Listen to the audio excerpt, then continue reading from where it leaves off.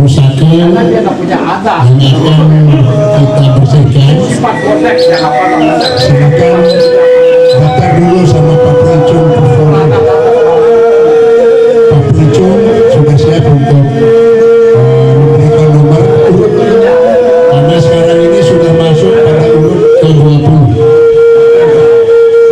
Jadi silakan yang belum, kami akan mencatat registrasi pusaka yang akan dibersihkan karena harus pusaka ini yang bulan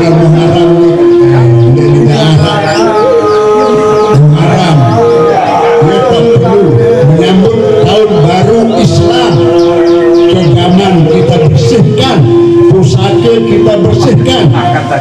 Jadi dengan ilustrasi dan perkembangan dari Kidalang, kami persilakan yang baru kita untuk menyerahkan